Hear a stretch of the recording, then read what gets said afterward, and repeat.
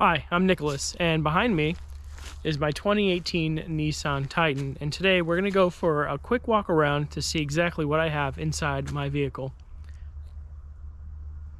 It may not be quick, but it'll be quick for you probably. Well, it won't be quick for me.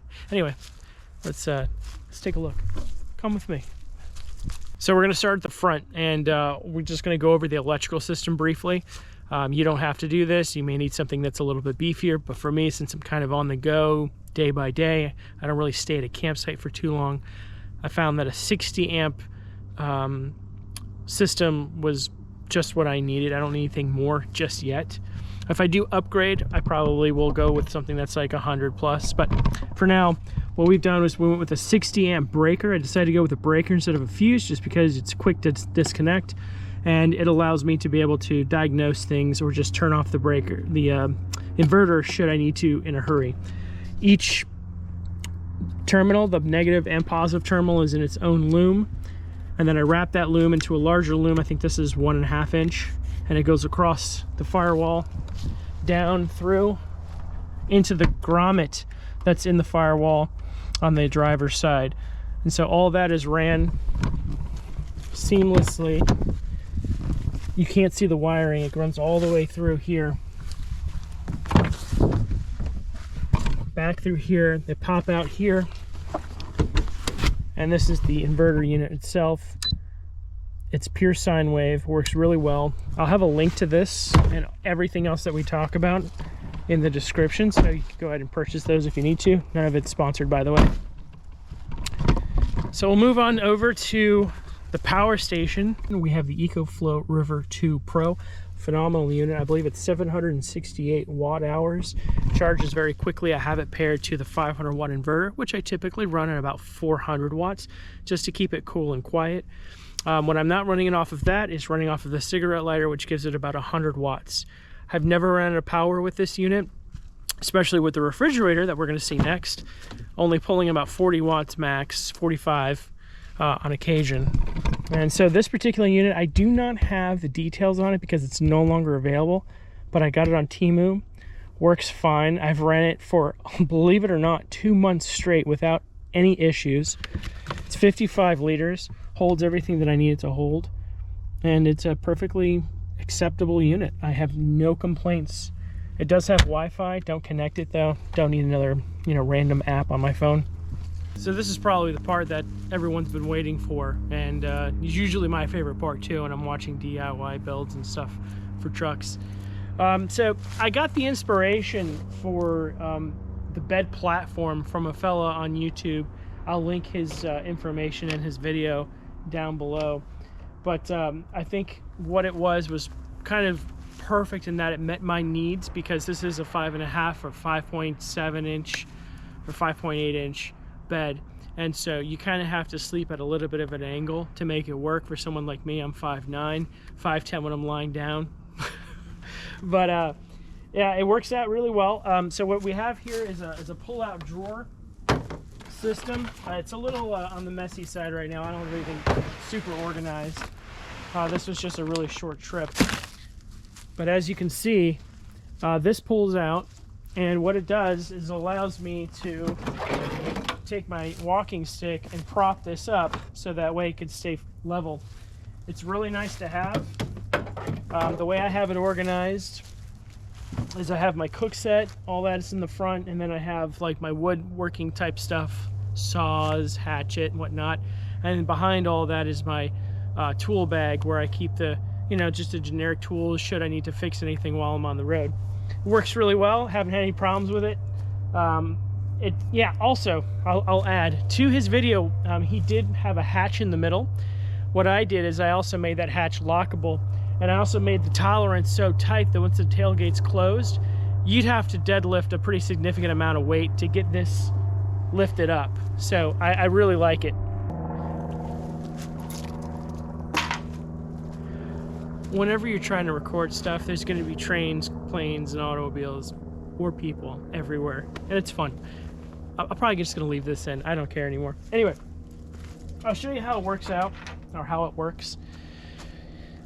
So what I've done, let me move this camera over. Yeah, I've got a 4-foot A-frame ladder. Let me just place you right about here. Or not. Uneven ground.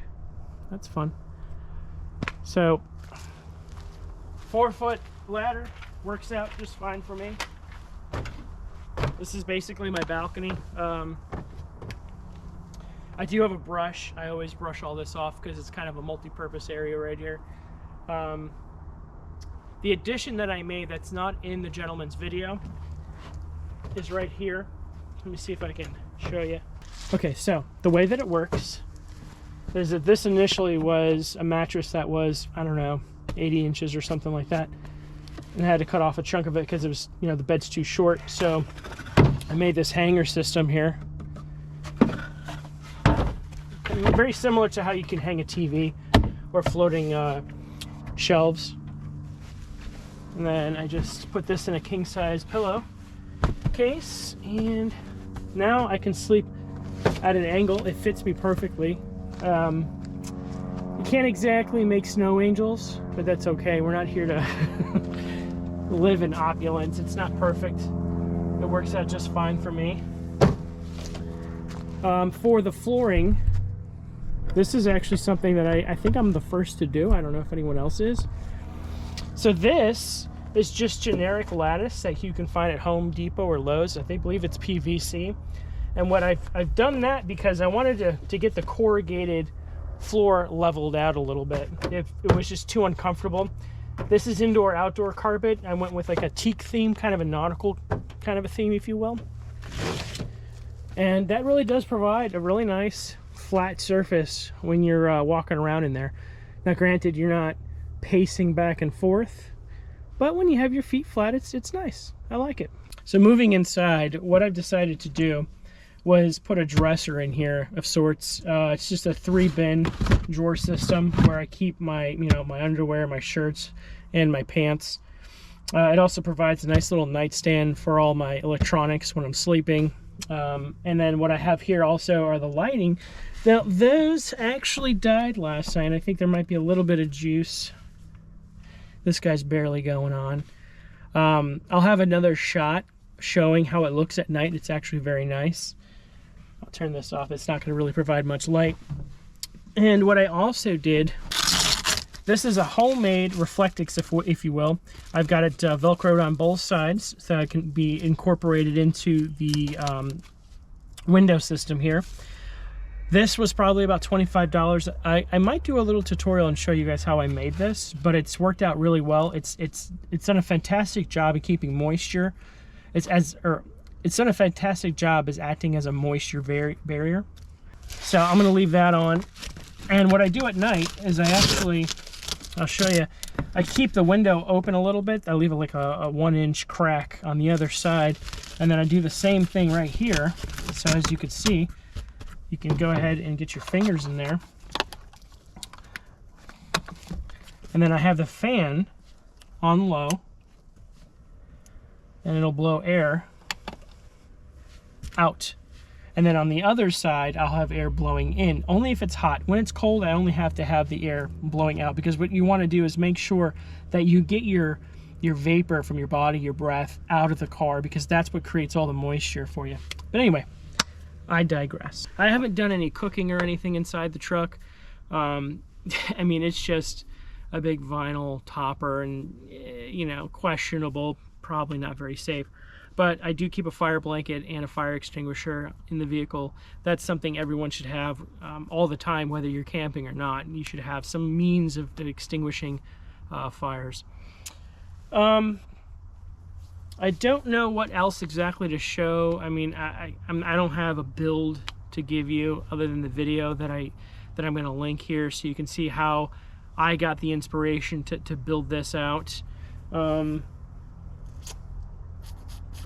I'm trying to think if there's any other pertinent information that might help you out when you're trying to build out your own bed system or sleeping system in here.